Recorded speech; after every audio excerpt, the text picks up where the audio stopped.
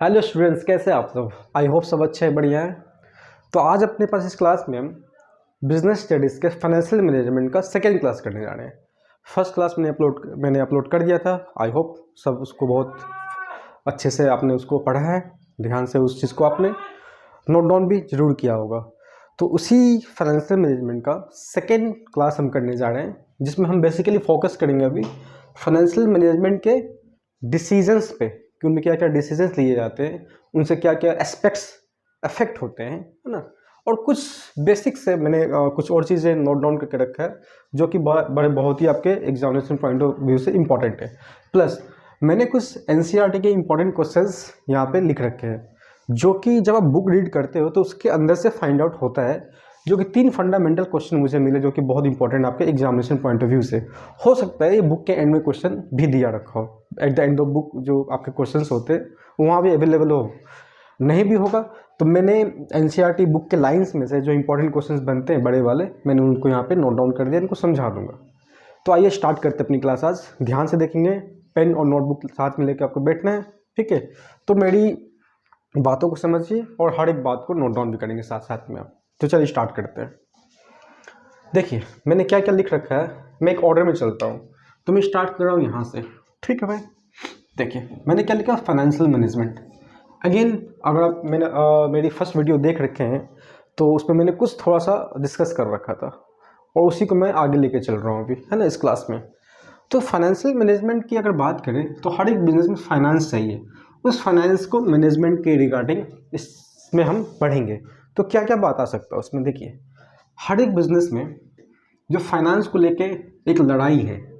तो लड़ाई भाई किस बात का है कि पैसा कहाँ से आएगा, पैसा अगर आ गया तो कहाँ इन्वेस्ट करें, इन्वेस्टमेंट करने के बाद उस पैसे से ओनर को क्या क्या बेनिफिट है, कितना देना है, कोई हमने कर्ज ले रखा है तो उनको पेमेंट करना है, शेयर होल्डर्स को क्या क्या पेमेंट करना है ना। तो ये 3 ही लड़ाई है। उन 3 लड़ाई को मैं यहाँ लिख रखा हूँ। क्या क्या भाई, आपकी फाइटिंग इन्वेस्टमेंट डिसीजन को लेके, फाइनेंसिंग डिसीजन को लेके और डिविडेंड डिसीजन को लेकर है। तो फाइनेंशियल मैनेजमेंट इन 3 डिसीजन पे फोकस करता है और इस 3 डिसीजन से, इन्वेस्टमेंट, फाइनेंसिंग और डिविडेंड डिसीजन से आपका बिजनेस अफेक्ट होता है पॉजिटिवली और निगेटिवली। पॉजिटिवली कहने का मतलब है कि आपका बैलेंस शीट बड़ा अच्छा होगा, मतलब कि एसेट्स के पोजीशंस अच्छे होंगे, आपका प्रॉफिट लॉस अकाउंट अच्छा होगा, मतलब कि प्रॉफिट बढ़िया होगा। निगेटिवली कहने का मतलब ये होगा आपके बैलेंस शीट में कर्ज ज़्यादा दिखेगा, बाहर के कर्ज ज़्यादा दिखेंगे। प्रॉफिट लॉस अकाउंट में क्या बतलाएगा भाई, प्रॉफिट कम बताएगा या लॉस बता देगा। तो इसको हम क्या बोलते हैं, नेगेटिवली इफेक्ट कर रहा है। हाउ, अगर आप इन 3 डिसीजंस को सही से लिए तो पॉजिटिवली इफेक्ट करेगा। अगर आप 3 डिसीजंस को कुछ थोड़ा सा गलत आपने ले लिया है तो आपके फाइनेंशियल स्टेटमेंट्स निगेटिवली इफेक्ट होंगे, ठीक है। तो मैं समझाता हूँ एक चीज़। मैंने बोला आपके एनसीईआरटी में पहले तो इन्वेस्टमेंट लिख दिया, फिर फाइनेंसिंग, फिर डिविडेंड। बट मैं बोलता हूँ पहले फाइनेंसिंग को समझो, फाइनेंसिंग डिसीजन। देखो भाई बड़ा सिंपल सा बात है। फाइनेंसिंग डिसीजन, पैसा जो आना चाहिए कहाँ से आएगा, एक बिजनेस में फाइनेंस चाहिए ना। तो मैंने बोला कि कोई business basically 2 source of finance use कर सकता है। एक तो शेयर्स इशू करके और एक डिवेंचर्स इशू करके। क्या तो शेयर्स इशू करके या डिवेंचर्स इशू करके। अगर किसी कंपनी ने, किसी बिजनेस ने शेयर्स इशू किया मार्केट में तो उसके पास पैसा आ जाएगा। उस पैसे को, उस अमाउंट क्या बोलेंगे, शेयर कैपिटल। और उस शेयर कैपिटल पे कंपनी क्या पे करेगी शेयर होल्डर्स को, डिविडेंड। क्या पे करेगी, डिविडेंड। ठीक बात। कंपनी डिवेंचर्स भी मार्केट में इशू कर सकती है और कंपनी के पास पैसा आ जाएगा। बट डिवेंचर्स कंपनी के लिए क्या होता है, एक तरह का लोन होता है। तो उस लोन पे कंपनी को इंटरेस्ट पे करना होगा और इंटरेस्ट का अमाउंट ऐसा होता है कि आप भाई कमाओ चाहे ना कमाओ, आपकी कंपनी को प्रॉफिट हुआ है चाहे नहीं हुआ है, कंपनी इंटरेस्ट का पेमेंट हमेशा करेगी ही करेगी, करना ही करना होगा। लेकिन अगर आपको प्रॉफिट कम हुआ है तो आप डिविडेंड कम तो बांट सकते हो, बट इंटरेस्ट हमेशा उतना ही देना पड़ेगा। मतलब कुछ यहाँ बात समझ में आ रहा है आपको कि अगर हम लोन के थ्रू पैसा लेते हैं तो उस पर जो इंटरेस्ट का पेमेंट है वो तो हमें हमेशा ही करना होगा। बट शेयर्स के थ्रू पैसा लेते हो, उसमें को प्रॉफिट कम आ गया बिजनेस में, और शेयर्स के थ्रू जितना हमने पैसा लिया था बिजनेस करने के लिए तो वह डिविडेंड कम देंगे क्योंकि हमने प्रॉफिट कम कमाया था। मतलब यहाँ एक बात समझ में आ रहा है कि भाई ये डिसीजन बड़ा इंपॉर्टेंट है कि शेयर्स के थ्रू कितना रुपया लिया जाए और डिवेंचर्स के थ्रू कितना फाइनेंस कराया जाए। तो मैंने एक बात लिखा है इधर, उस चीज़ को समझना। मैं बोलता हूँ फाइनेंशियल मैनेजमेंट इस चीज़ से कंसर्न है। किस चीज़ से कंसर्न है भाई? कि ऑप्टिमल प्रोक्यूरमेंट कैसे हो फाइनेंस का। ऑप्टिमल प्रोक्यूरमेंट का मतलब ये होता है कि फाइनेंस जो हमें चाहिए मार्केट से कम कॉस्ट पे कैसे मिल जाए, किस तरीके से मिले। तो ऑप्टिमल प्रोक्यूरमेंट का मतलब, ये प्रोक्यूरमेंट का मतलब क्या हुआ? कहीं से अवेलेबल करवाना, ले लेना किसी से, है ना। तो यहाँ पे ऑप्टिमल प्रोक्यूरमेंट में दो चीज चेक करना आपको, कि कॉस्ट कम से कम हो और रिस्क कम से कम हो। तो कॉस्ट कम से कम मतलब क्या भाई? कि जब डिवेंचर्स के थ्रू पैसा ले रहे हैं मार्केट से, मतलब कहने का लोन के थ्रू पैसा ले रहे हैं लोगों से, तो आप ये चेक करो कि जो हम डिवेंचर्स इशू करेंगे उस पर हमें कम से कम इंटरेस्ट पे करना पड़े। ऐसा ऑप्शन खोजो, ऐसे लोग को खोजो, ऐसी कंपनीज को खोजो, ऐसे बैंक को खोजो कि जो आपसे कम से कम इंटरेस्ट डिमांड कर रही है। तो आप ये देखेंगे ना, मार्केट में बहुत सारे ऑप्शन है, कोई 5%, कोई 6%, कोई 7%, कोई 7.5%। तो जो कम से कम आपसे इंटरेस्ट मांग रहा है उसी से आप पैसा लेंगे, ठीक बात है। तो कॉस्ट सबसे कम से कम वहाँ पे आपको देखना है। फिर रिस्क की बात आती है। रिस्क में दो चीज़ देखना है। देखो भाई, रिस्क में अगर देखो तो अगर आपने शेयर्स के थ्रू पैसा लिया है और एक डिवेंचर्स के थ्रू पैसा लिया है, फाइनेंस लिया है, पैसा पैसा मतलब यहाँ पे क्या है भाई? फाइनेंस। अगर शेयर्स के थ्रू हमने जितने फाइनेंस अवेलेबल कराए अपने बिजनेस में और आपका बिजनेस अनफॉर्चुनेटली अच्छा नहीं चल रहा है या कोई वाइंड अप हो जाता है, ख़त्म हो जाता है बिजनेस, तो शेयर्स का पैसा आप वापस नहीं करेंगे तो भी चलेगा, क्योंकि ये नियम है, क्योंकि कंपनी का रूल्स है। लेकिन लेकिन लेकिन अगर आपने लोन के थ्रू पैसा लिया है तो ये लोन का, डिवेंचर्स का पैसा आपको तो वापस करना ही करना है। कहने का मतलब ये है भाई साहब कि यहाँ पे रिस्क ज़्यादा है, यहाँ पे रिस्क यहाँ पे लो है, यहाँ पे रिस्क हाई है। बट एक चीज़ और देखो आप, यहाँ पर फिक्स्ड कॉस्ट है इंटरेस्ट का। रिस्क हाई क्यों है यहाँ पे? क्योंकि ये पैसा वापस करना ही करना है। यहाँ पे रिस्क कम क्यों है? क्योंकि ये पैसा आप वापस नहीं भी करोगे तो चलेगा आपके बिजनेस में, क्योंकि शेयर्स में नियम ही होता है कि वहाँ पे, क्योंकि शेयर होल्डर्स क्या होते हैं? बिजनेस के ओनर होते हैं, और ओनर को पैसा अगर बिजनेस बंद नहीं हो तो नहीं भी मिलता है ना भाई। लेकिन बाहर के कर्जदार, उनको पैसा तो हम पे करेंगे ही करेंगे, ठीक बात है। तो रिस्क यहाँ पे कम है शेयर होल्डर्स के केस में। बट यहाँ पे एक चीज़ देखो, डिविडेंड आपको जैसा प्रॉफिट होगा वैसा देना होगा, जैसा प्रॉफिट होगा वैसा। मतलब प्रॉफिट ज़्यादा है तो डिविडेंड हाई पे करना होगा, प्रॉफिट कम है तो डिविडेंड लो पे करना होगा। डिवेंचर के केस में क्या? फिक्स्ड कॉस्ट है। तो आपको पहले से पता है कि डिवेंचर्स पे कितना फिक्स्ड कॉस्ट हमारा जाने वाला है, तो ये बात फिक्स है। समझ में आ रहा है कि रिस्क यहाँ कम, यहाँ पर रिस्क ज़्यादा। यहाँ पे कॉस्ट आपका हाई हो सकता है क्योंकि प्रॉफिट ज़्यादा है तो डिविडेंड ज़्यादा देना पड़ेगा आपको शेयर होल्डर्स को, बट यहाँ पे फिक्स्ड कॉस्ट है। तो फाइनेंशियल मैनेजमेंट का काम ही यही हमेशा करते रहते हैं। उनकी जो टीम होती है इसी चीज़ में इन्वॉल्व होती है कि भाई हमेशा फाइनेंस का जो प्रोक्योरमेंट है मार्केट से करेंगे, शेयर्स का यूज़ करके, डिवेंचर्स का यूज़ करके, तो कॉस्ट सबसे कम हो और रिस्क को भी एनालाइज किया जाता है कि कहाँ पे कितना रिस्क है ना। तो पहला बात तो ये हो गया कि ऑप्टिमल प्रोक्योरमेंट सपोज हमने कर लिया कम से कम कॉस्ट में, और रिस्क को भी हमने एनालाइज कर लिया। अब जब फाइनेंस आपके पास अवेलेबल हो गया है तो उस फाइनेंस का आप क्या करोगे? पैसा को इन्वेस्ट करोगे। तो जिसको हम बोलते हैं, हमें इन्वेस्टमेंट ऐसे जगह करना है ऑप्टिमल यूजेस। ऑप्टिमल मतलब ऐसे जगह यूज करना जहाँ से मैक्स टू मैक्स रिटर्न ले पाए। और रिटर्न की बात हम जब पढ़ते हैं तो उसमें एक चीज़ आपको ध्यान देना है, एक तो रिटर्न को और एक कॉस्ट को। मतलब ये हुआ कि सपोज आपने फाइनेंस अवेलेबल कराया था, टोटल शेयर्स और डिवेंचर्स मिला के सपोज 1 लाख रुपए। कितना रुपया? 1 लाख रुपए। ठीक है भाई, इसमें से मैं मान लेता हूँ कि डिवेंचर्स के थ्रू जो पैसा, जो अमाउंट हमारे पास, जो फाइनेंस हमारे पास आया है वो सपोज 60,000 है, और जिस पे कि 10% इंटरेस्ट पे करना है। तो 10% इंटरेस्ट का मतलब कितना हो गया? 6,000 रुपया सालाना पे करना है इंटरेस्ट के नाम का। तो फिक्स्ड कॉस्ट है ये तो, ठीक है। तो ये 1 लाख रुपए में से 60,000 रुपया जो डिवेंचर्स का था, उस पैसे को आपने, उस रुपये को आपने सपोज ऐसे जगह इन्वेस्ट कर दिया है जहाँ से रिटर्न आ रहा है उस 60,000 पे, मान लेते हैं 9%, मैंने मान लिया। तो 9% रिटर्न का मतलब कितना हो गया? 5400 रुपया। अब देखो, उस 60,000 पे आपको पे करना है 6,000 और उस 60,000 पे रिटर्न आपको आ रहा है सपोज सिर्फ 5,400। तो यहाँ पे रिटर्न ज़्यादा है, कॉस्ट, रिटर्न कम है, कॉस्ट ज़्यादा है, तो इसको मैं बोलूँगा return is less than cost. But मैं ऐसे जगह इन्वेस्ट करता हूँ जहाँ से 9% नहीं, फ़ायदा हो रहा है सपोज 15%। तो कितना का फ़ायदा होगा यहाँ पे? 9,000 का। 60,000 पे 15% मतलब 9,000। तो इस केस में क्या हो रहा है? रिटर्न जो है, अब इसको मैं यहाँ लिख देता हूँ, रिटर्न जो है आपका ज़्यादा है, इधर लिख देता हूँ, हो सकता है इधर आपको ना दिख रहा हो। रिटर्न क्या है? ज़्यादा है कॉस्ट से। तो फाइनेंशियल मैनेजमेंट का काम है ये कि ऑप्टिमल यूजेस फाइनेंस का हो, ये इंश्योर कराना है। इस चीज़ से कंसर्न्ड है कौन?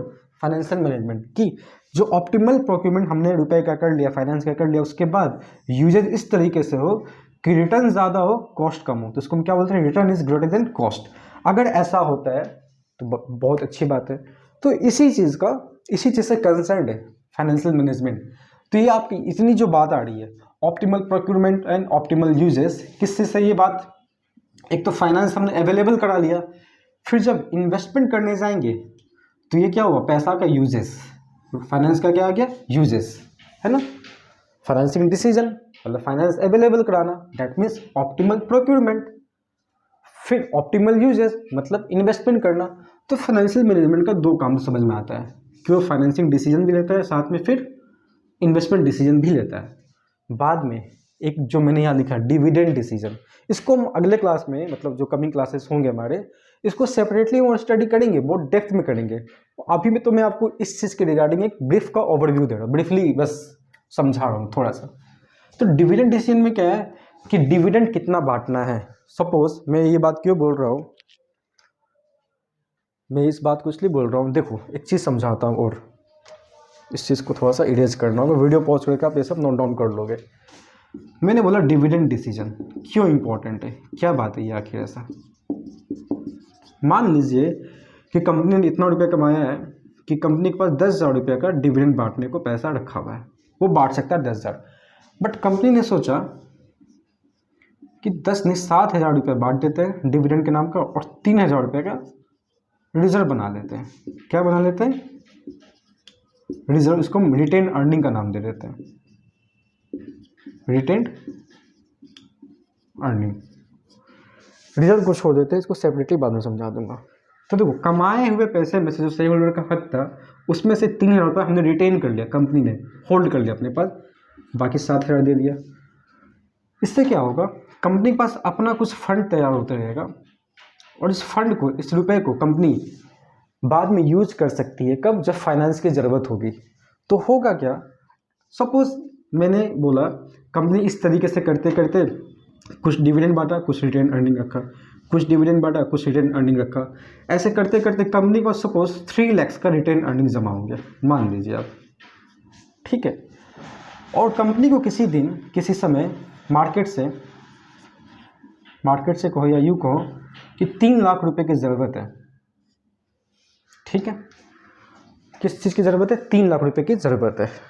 कंपनी देख रही है मार्केट से मैं इस 3 लाख रुपए को अगर उठाता हूँ with the help of shares issue करके या डिवेंचर इशू करके, तो कंपनी देख रही है कि अगर हम डिवेंचर्स इशू करते हैं तो मुझे वहाँ 10% देना है। कितना देना है? 10%। यानी 3 लाख पर अगर 10% पे करती है कंपनी, तो 30,000 रुपये कंपनी को पे करना होगा सालाना फिक्स कॉस्ट। बट कंपनी ये देख रही है ऑप्शन कि हमारे पास रिटेन अर्निंग्स भी तो है। कंपनी ये देखती है कि क्या ऐसा कुछ है ऑप्शन कि इस 3 लाख रुपए को हम बिजनेस में लगाएं, तो बिजनेस से जो मुझे रिटर्न आने वाला है वो 12% का है या 10% का है या 15% का है, कितने परसेंट का है। एक बात तो ये है। या कंपनी ये देखती है क्या मार्केट में ये पैसा मैं कहीं इन्वेस्ट कर दूं, किसी को दे दूं, किसी बैंक में रख दूं, कोई एफडी करा लूं। तो सालाना अगर कंपनी को ऐसा लगता है कि इस 3 लाख रुपए को इन्वेस्ट करके मार्केट से मुझे फ़ायदा हो रहा है 12% का। कितने का? 12% का।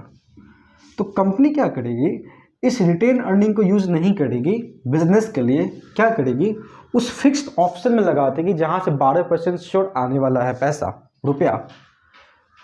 तो रिटेन अर्निंग को क्या की कंपनी, इन्वेस्ट कर दी 12% पे सालाना, और मार्केट से 3 लाख रुपया उठा लिया उसने। कितने परसेंट पे? 10% पे। ठीक है ना। तो अब देखो एक चीज़, 12% का फ़ायदा मतलब कितना फ़ायदा, बांट दिया 36 हज़ार का। ये शायद हो सकता थोड़ा नीचे चला गया, मैं ऊपर लिख देता हूँ और इसे भी फिर से बता के ऊपर लिख देता हूँ। मार्केट से कितने का फ़ायदा? 12% का। 12% मतलब कितना? 36 हज़ार। ठीक है ना।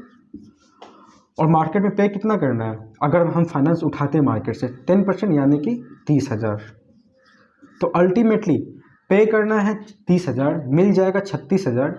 तो मतलब कहने का यहाँ पे क्या है, समझो, कंपनी ने जो डिविडेंड डिसीजन तय किया कि थोड़ा सा कुछ बांट लेंगे, कुछ रख लेंगे, कुछ बांट लेंगे, कुछ रख लेंगे, ऐसे करते करते रिटेन अर्निंग कितने का बन गया? रिटेन अर्निंग का मतलब क्या, पैसा को जो होल्ड कर लिया अपने पास रख लिया, 3 लाख का फंड बन गया रिटेन अर्निंग के नाम का। ठीक है। तो ज़रूरत पड़ने पे कंपनी ने 2 चीज़ चेक किया है कि रिटेन अर्निंग को अगर कहीं इन्वेस्ट कर दे तो वहाँ से हमें रिटर्न क्या आ रहा है, और मार्केट से पैसा उठा लेते डिवेंचर्स को इशू करके तो हमें 10% का इंटरेस्ट पे करना होगा। बट यहाँ कंपनी को एक चीज़ और चेक करना होगा कि यहाँ तो रिस्क भी तो है। 3 लाख रुपए उठाएंगे मार्केट से तो वहाँ पे क्या थोड़ा सा रिस्क भी तो है ना भाई। तो कंपनी फाइनेंशियल मैनेजमेंट की टीम है यही चेक कर रही होती है बैठ के कि रिस्क कितना है, रिटर्न कितना है। तो अकॉर्डिंगली कंपनी क्या करती है, डिसीजंस लेती है, डिविडेंड डिसीजंस कि क्या करना चाहिए। और डिविडेंड डिसीजंस के अंदर में ये सारी बातें आएंगी, है ना, कि कितना डिविडेंड बांट लेना है, कितना रिटेन अर्निंग रखना है, कितना डिविडेंड बांट लेना है, कितना रिटेन अर्निंग रख लेना। हो सकता है इस केस में कंपनी इस 3 लाख रुपये को मार्केट में इन्वेस्ट नहीं करके, है ना, क्या कर सकती है, इसी पैसे को यूज कर लेगी और डिवेंचर्स से पैसा मार्केट से उठाएगी नहीं, क्योंकि डिवेंचर्स इशू करने का मतलब है कुछ रिस्क भी तो इन्वॉल्व है ना। तो देखो उस केस में जो रिटेन अर्निंग का पैसा था, फाइनेंस अवेलेबल था अपने पास, वो काम आएगा कि नहीं आएगा बिजनेस में इन्वेस्ट करने के लिए? बिल्कुल आएगा। तो कहीं ना कहीं जो डिविडेंड डिसीजन आपके बुक में बाद में दे रखा है उसको मैंने कहीं ना कहीं 60 to 70% टच कर दिया अभी, लेकिन फिर भी अगले क्लासेस में, कमिंग क्लासेस में इन तीनों को मैं बहुत डेप्थ में बताऊंगा आपको। ठीक है, चलो। तो आई होप कि इतनी बात आपको समझ में आई है। फिर कुछ बात है इसको मैं डिस्कस करता हूँ। आइडल फाइनेंस मतलब क्या होता है? आइडल मतलब होता है सिंपल, बेकार, पड़ा हुआ है, कोई काम का नहीं है ना। ठीक है। तो देखिए बिजनेस में जो फाइनेंस हमने लिया है मार्केट से, चाहे वो शेयर्स की मदद से चाहे डिवेंचर्स की मदद से, तो कोई भी फाइनेंस आइडल नहीं होना चाहिए। क्योंकि आइडल का मतलब क्या है, सपोज 1 लाख रुपया आपने 10 लाख रुपये मार्केट से फाइनेंस कराया था, जिसमें 9 लाख रुपये का यूज़ कर लिया बिजनेस में, 1 लाख रुपया आइडल पड़ा है। तो सॉरी, तो आइडल फाइनेंस जो है एक तरह का आपको कॉस्ट ही बढ़ा रहा है, खर्च ही बढ़ा रहा है, क्योंकि भाई ये पड़ा हुआ है पैसा और इस पर तो कुछ ना कुछ आपको डिवेंचर्स से ये पैसा लिया हुआ है, तो मार्केट में कुछ ना कुछ तो फिक्स कॉस्ट पे करना है। तो आइडल फाइनेंस कभी बिजनेस में नहीं होना चाहिए। रुपए का, फाइनेंस का ऑप्टिमल यूज होना चाहिए हमेशा। क्या होना चाहिए? Optimal use. कभी भी आइडल फाइनेंस पड़ा नहीं होना चाहिए। ट्रैक्टर में तो मैंने इसको बता दिया। ठीक है। फाइनेंशियल हेल्थ क्या है? फाइनेंशियल हेल्थ किसी भी बिजनेस का डिपेंड करता है उसके बैलेंस शीट और प्रॉफिट लॉस अकाउंट पर।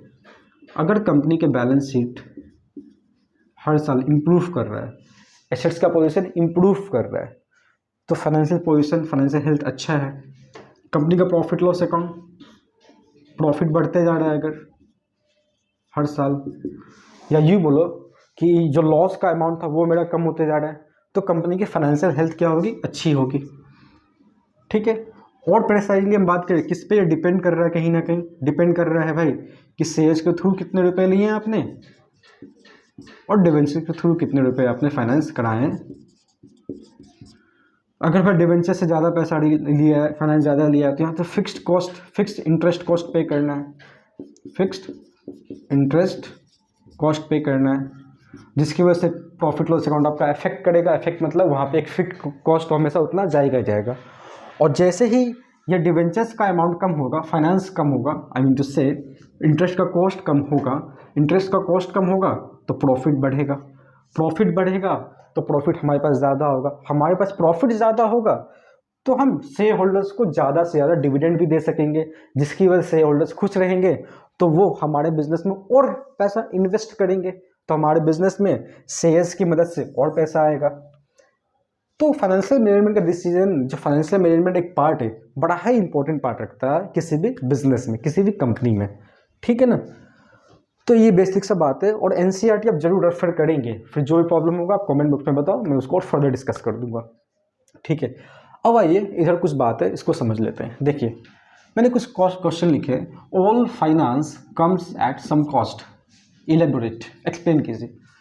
देखो जो भी फाइनेंस अगर मार्केट से उठाते हो आप, दैट इन्वॉल्व सम कॉस्ट, क्योंकि शेयर्स के थ्रू पैसा आपने उठाया है तो उस पर डिविडेंड पे करना होगा, डिवेंचर्स के थ्रू पैसा अगर मार्केट से उठाया है तो उस पर फिक्स इंटरेस्ट कॉस्ट पे करना होगा, है ना।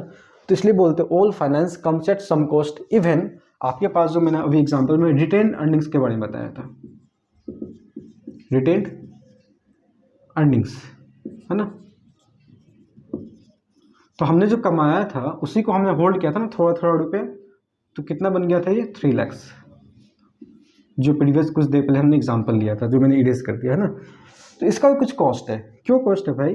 अगर आप इसको कहीं इन्वेस्ट कर देते हो, सपोज क्या कर देते हो, इन्वेस्ट कर देते हो अगर, तो इससे भी आपको आ सकता है सपोज 10% या 12% का फ़ायदा।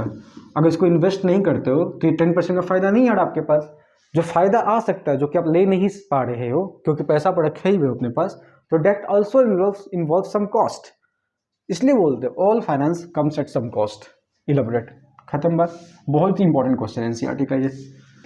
What are the aspects being affected by the financial management decisions, ये सारे एस्पेक्ट्स मैंने यहाँ लिख रखे हैं, इसको मैं भी डिस्कस करता हूँ। फिर क्या है, good financial management aims at mobilisation of financial resources at lower cost and deployment of this in most lucrative activities justify. Lucrative मतलब होता है अट्रैक्टिव, बेनिफिशियल, जहाँ से ज़्यादा रिटर्न मिल पाए।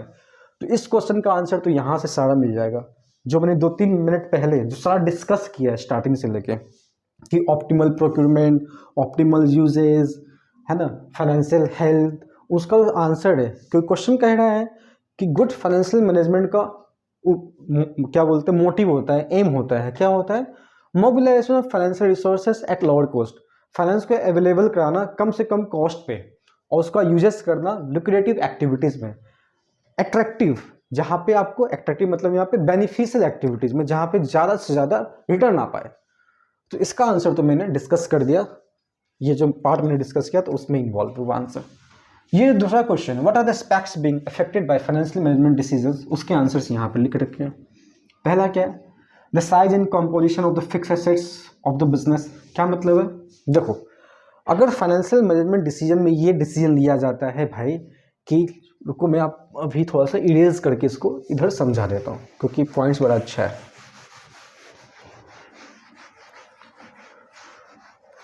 तो फाइनेंशियल मैनेजमेंट, सॉरी, ये जो फाइनेंशियल मैनेजमेंट का डिसीजंस है, अगर उसका डिसीजन सपोज ऐसा है कि एक 50 करोड़ रुपए का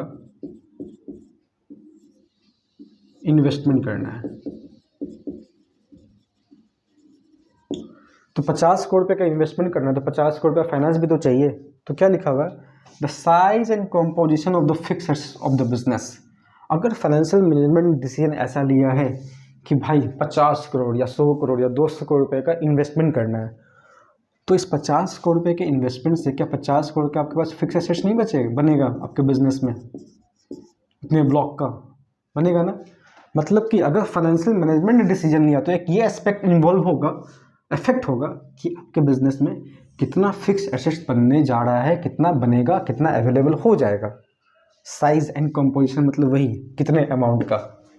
तो पहला एस्पेक्ट इन्वॉल्व हुआ कैसे, फाइनेंशियल मैनेजमेंट के उस डिसीजन से कि 50 करोड़ रुपए का क्या करना है भाई, इन्वेस्टमेंट करना फिक्स एसेट्स में, मशीन लाना, बहुत सारा, बहुत बड़ा बड़ा मशीन, ठीक। दूसरा क्या है, द क्वांटम मतलब quantity, amount, the quantum of current assets and its break up into cash, inventory and receivables. देखो अगर मैं बोलता हूँ कि आपने बहुत सारा फिक्स एसेट्स यानी कि बहुत सारा मशीनरी वगैरह ले आया अपने पास, ठीक है भाई। जितना ज़्यादा फिक्स कॉस्ट, जितना ज़्यादा फिक्स एसेट्स आपके बिजनेस में आएगा, उतना ज़्यादा मेंटेनेंस भी तो चाहिए या नहीं चाहिए? बिल्कुल चाहिए। और अगर मेंटेनेंस चाहिए बिजनेस में तो आपके पास कैश अवेलेबल होना चाहिए। तो कैश कितना होगा अवेलेबल, कितना होना चाहिए, ये भी कहीं ना कहीं इफेक्ट कर रहा है डिसीजन लेने से। इन्वेंट्री, कितना आप स्टॉक अपने बिजनेस में ऑन एन एवरेज हमेशा रखना चाहते हैं। एंड रिसीवेबल्स मतलब क्या? डेटर्स। मतलब देखो, बहुत सारा मशीन बैठा लिया, बहुत ज़्यादा प्रोडक्शन भी करने चले गए, तो कैश तो चाहिए ही चाहिए, क्योंकि हर एक चीज़ का मेंटेनेंस बढ़ जाएगा। साथ में कितना ज़्यादा आप स्टॉक अपने पास रखना चाह रहे हैं। स्टॉक ज़्यादा होगा तो सेल आपको हमेशा कैश में तो नहीं, कुछ उधार पे बेचना पड़ेगा, तो डेटर्स भी आपके पास बनेंगे बिजनेस में, है ना। तो एक डिसीजन से दूसरा एस्पेक्ट भी इन्वॉल्व हो रहा है कि आपके पास करंट एसेट्स का पोजीशन क्या बनेगा, कितना कैश होना चाहिए, कितना इन्वेंट्री हो सकता है और कितने डेटर्स हो सकते हैं। रिसीवेबल्स मतलब debtors, bills, receivable and all this, ठीक है। Third number, the amount of long term and short term funds to be used. अगर फाइनेंशियल मैनेजमेंट ने डिसीजन लिया है कुछ ऐसा कि भाई कितना हमें शॉर्ट टर्म फंड यूज़ करना और कितना हमें लॉन्ग टर्म फंड यूज़ करना है, मतलब कहने का अगर हम फाइनेंस कहीं से ले रहे हैं तो शॉर्ट टर्म कितना और लॉन्ग टर्म कितना, क्योंकि शॉर्ट टर्म फाइनेंस पे अलग इंटरेस्ट का कॉस्ट लगता है और लॉन्ग टर्म फाइनेंस पे अलग इंटरेस्ट का कॉस्ट लगता है। तो फाइनेंशियल मैनेजमेंट के अंदर ही तो डिसीजन है फाइनेंसिंग डिसीजन। तो अगर फाइनेंशियल मैनेजमेंट ने डिसीजन लिया है कि कितना शॉर्ट टर्म फंड यूज़ करना और कितना लॉन्ग टर्म फंड यूज़ करना है ना, तो फाइनेंशियल मैनेजमेंट के इस डिसीजन से भी एक एस्पेक्ट अफेक्ट हो रहा है। क्या एस्पेक्ट? कि फाइनेंस जो हमारे पास आएगा वो शॉर्ट टर्म कितना होगा, लॉन्ग टर्म कितना होगा, है ना। शॉर्ट टर्म पे और लॉन्ग टर्म पे इंटरेस्ट का कॉस्ट क्या होता है, अलग अलग होता है, ठीक बात है। और क्या इफेक्ट हो रहा है? Breakup of long term finance into debt equity. ये भी देखो, अभी जैसे हम समझ रहे थे शेयर्स के थ्रू फाइनेंस आ रहा है, डिवेंचर्स के थ्रू फाइनेंस आ रहा है ना। तो शेयर्स के थ्रू कितना रुपए लेना है मार्केट से और डिवेंचर्स के थ्रू कितना रुपए लेना है मार्केट से, ये भी चीज़, ये भी डिसीजन, ये भी एस्पेक्ट इफेक्ट हो रहा है किससे? फाइनेंशियल मैनेजमेंट के डिसीजन से, है ना। कि डेट कितना लेना और इक्विटी कितना लेना है, इस पर डिपेंड करेगा आपका कि इंटरेस्ट कॉस्ट कितना जा रहा है मार्केट में और इक्विटी कितना है। तो इक्विटी मतलब क्या हुआ? शेयर्स का पैसा, शेयर्स के थ्रू जो पैसा आया है, फाइनेंस आया है। जैसा इक्विटी, जितना इक्विटी होगा उतना डिविडेंड मार्केट में पे करना होगा आपको शेयर होल्डर्स को, और जितना डेट होगा उसके हिसाब से इंटरेस्ट पे करना होगा, ठीक है। All items in profit loss account. देखो, ये जो डिसीजन था इसी डिसीजन से इफेक्ट होगा ये प्रॉफिट लॉस अकाउंट इफेक्ट हुआ। कैसे? अगर डिवेंचर्स ज़्यादा है तो इंटरेस्ट का कॉस्ट वहाँ दिखाना होगा, जिसकी वजह से आपका प्रॉफिट क्या होगा? कम होगा, है ना। अगर ये ज़्यादा है तो इंटरेस्ट का कॉस्ट फिर से ज़्यादा, अगर डिवेंचर्स कम तो इंटरेस्ट कॉस्ट क्या होगा? कम, जिसकी वजह से किसी भी कंपनी का फाइनेंशियल हेल्थ इफेक्ट करेगा। फाइनेंशियल हेल्थ में क्या क्या लेते हैं? बैलेंस शीट और प्रॉफिट लॉस अकाउंट। तो एनसीईआरटी का ये तो आप रट लेना एकदम, ये जो 5 एस्पेक्ट्स यहाँ पे लिखे हुए हैं और जितना मैंने बात बताया बस उतना काफ़ी है आपके एग्जामिनेशन पॉइंट ऑफ व्यू से, ठीक है। तो इसको तो रट लेना, और ये 3 क्वेश्चन जो बहुत ज़्यादा इंपॉर्टेंट है और बाकी बात तो इंपॉर्टेंट है ही है। तो साथ में आप नोट डाउन जरूर करेंगे इन चीज़ों को और 1-2 बार देख लेंगे तो आपका जो भी डाउट है अगर है तो क्लियर हो जाएगा। बाकी कोई भी और दिक्कत होता है तो आप मैंने कमेंट बॉक्स में बताएं, ठीक है, जिसको मैं फर्दर डिस्कस कर दूंगा। तो आई होप कि सब बात अच्छे समझ में आया है। मिलते हैं नेक्स्ट वीडियो में कुछ और अच्छे कंसेप्ट के साथ। Till then bye bye, take care.